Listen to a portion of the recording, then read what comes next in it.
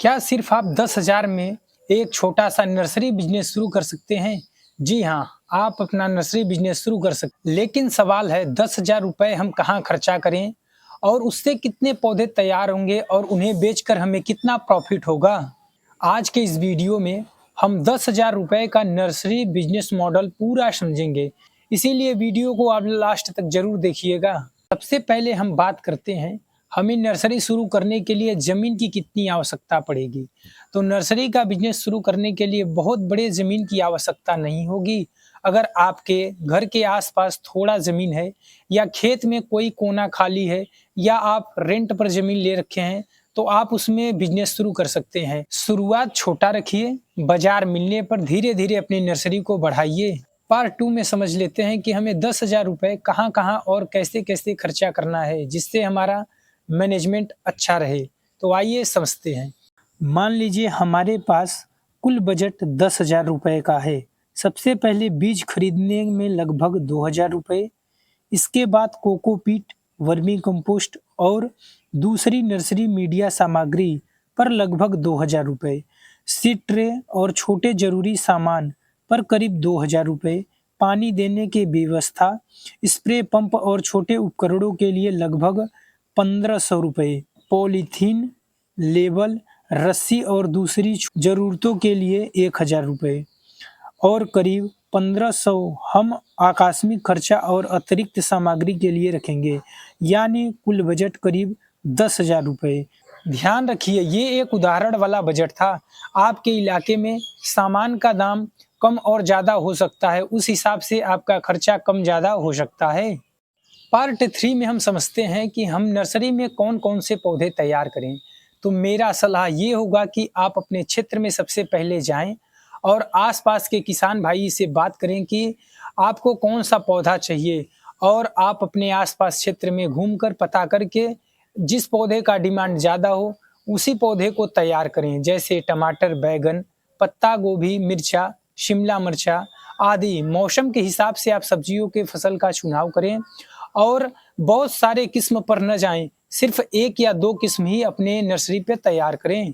और सबसे महत्वपूर्ण सलाह, आप अपने आस-पास के किसानों से जाकर मिलें और उनसे यह पूछें कि आपको कितने पौधे की आवश्यकता है और उन्हें जितने पौधे की आवश्यकता हो, उतना ही आप पौधे तैयार करें। ज़्यादा पौधा तैयार करेंगे, तो आपका खर्चा तो होगा लेकिन आप उससे प्रॉफ़िट नहीं कमा सकते।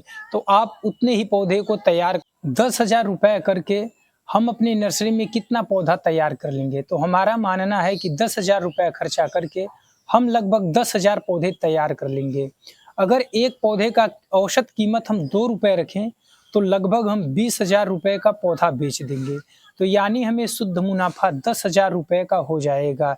लेकिन कुछ चीज़ों पर हमें ध्यान रखना होगा, जिससे कि हमारा प्रॉफ़िट और बढ़े, घटे ना।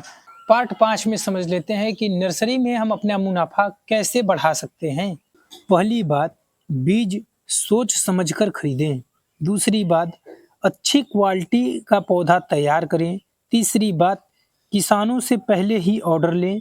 चौथी बात, जितना बड़ा ऑर्डर है उतना बेहतरीन रेट देने की कोशिश करें।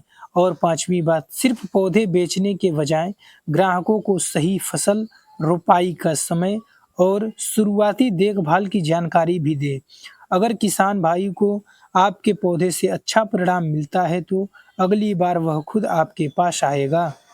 पार्ट 6 में बात कर लेते हैं हम ग्राहक कहाँ से लाएं। तो शुरुआत में आपको ग्राहक ढूंढने के लिए बहुत सारा पैसा नहीं खर्चा करना है। अपने आसपास के किसानों से संपर्क करें और जहां पर खाद बीज का दुकान है वहां जाकर अपना प्रचार करें। जो किसान भाई वहां जाएगा और अगर उसे पौधा चाहिएगा तो वो आपसे संपर्क करेंगे।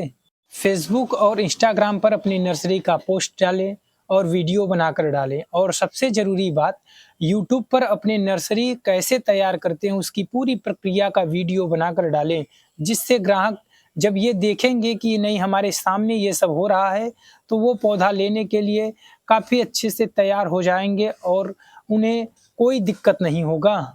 जब किसान भाई ये देखेंगे कि आप खुद से पौधा तैयार करते हैं, तो किसान भाई आप पर काफ़ी भरोसा करेंगे और अगर आप वीडियो भी बनाते हैं, तो वो और भी भरोसा कर लेंगे, ज़्यादा से ज़्यादा वो भरोसा करेंगे। पार्ट 7 में समझते हैं हमें नर्सरी शुरू करने में कौन सी गलती नहीं करना चाहिए। सबसे महत्वपूर्ण 3 गलती होती है तो उसे समझ लेते हैं। पहली बात, बिना किसान भाई से ऑर्डर लिए बिना आप पौधा मत तैयार कीजिएगा। नहीं, आपका पौधा अगर नहीं बिका तो आपका खर्चा हो जाएगा, लेकिन उससे आप प्रॉफिट नहीं कमा पाएँगे। लेकिन जब अगर ऑर्डर रहेगा और आप पौधा तैयार करेंगे तो आप उससे प्रॉफिट कमा सकते हैं। तो ये गलती नहीं करना है कि हमें पौधा बिना ऑर्डर का नहीं तैयार करना है। दूसरी बात, बहुत सारे किसान भाई बहुत सस्ता पौधा खरीदना चाहते हैं। इस चक्कर में आप क्वालिटी अगर खराब कर देंगे तो आपका नर्सरी धीरे-धीरे बंद हो जाएगा, क्योंकि जो भी किसान भाई एक बार पौधा लेकर जाएगा, अगर उसका उत्पादन अच्छा नहीं होगा, तो वे फिर आपके नर्सरी पर दोबारा नहीं आएगा। तो आपको ये ध्यान रखना है कि हमें खराब क्वालिटी के पौधे का अपने नर्सरी पर उत्पादन नहीं करना है या नहीं उगाना है। सारा पैसा एक साथ बीज और सामग्री पे मत खर्चा कीजिएगा। पहले छोटे लेवल से शुरू करें, उसके बाद मार्केट समझें, फिर अपने नर्सरी में पौधे की संख्या बढ़ाएं। तो किसान भाइयों, 10,000 में नर्सरी बिजनेस शुरू करना संभव है, लेकिन सिर्फ पौधा तैयार करने से सफलता नहीं मिलेगी। आपको मुख्य 3 चीज़ों पर ध्यान रखना होगा: अच्छी क्वालिटी, सही समय और पक्का बाजार। और ऐसे ही खेती और कृषि व्यवसाय से जुड़ी वीडियो के लिए हमारे चैनल किसान कल्याण को सब्सक्राइब करें। मिलते हैं अगले वीडियो में, तब तक के लिए जय जवान, जय किसान।